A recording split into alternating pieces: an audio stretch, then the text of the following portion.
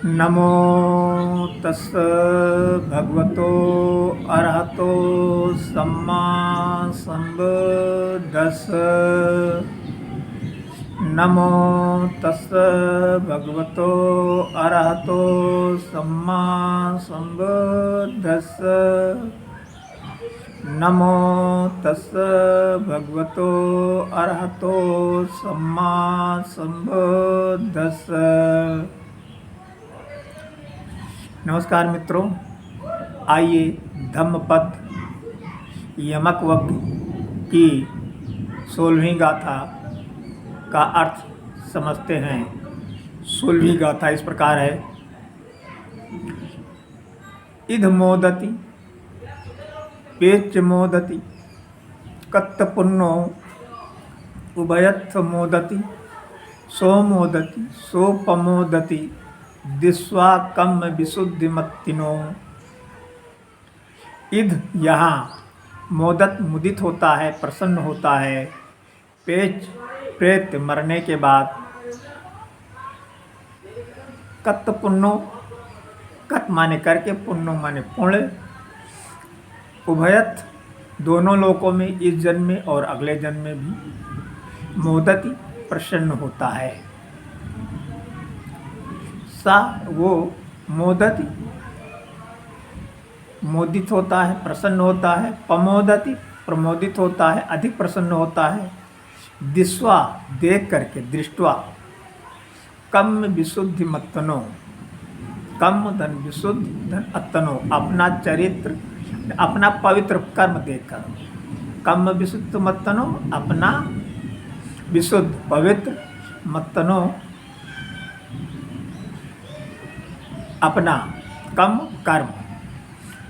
तो कम विशुद्ध मत्तनों का अर्थ हुआ अपना पवित्र कर्म देकर। तो इद मोदति पेच मोदति, यहाँ प्रसन्न होता है, मरने के बाद प्रसन्न होता है।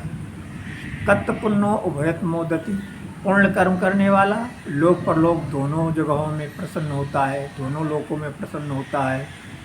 सोमोदत सोपमोदति, वो अपने पूर्ण कर्मों को देख करके प्रसन्न होता है, अति प्रसन्न होता है, प्रमुदित होता है।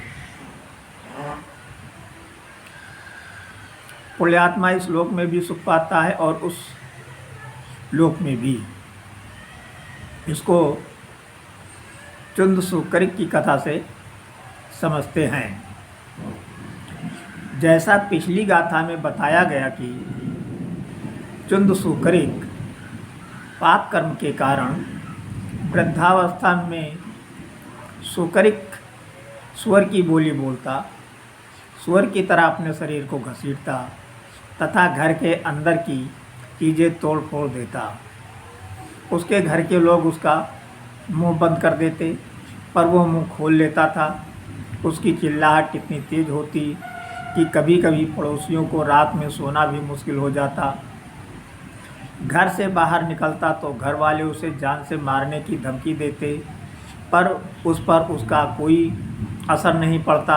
अतः घर वालों ने उसे एक कमरे में बंद कर दिया और बाहर पहरा बैठा दिया कि वो बाहर ना निकल सके। अब वो विवश होकर कमरे में ही लौटता तथा चिल्लाता।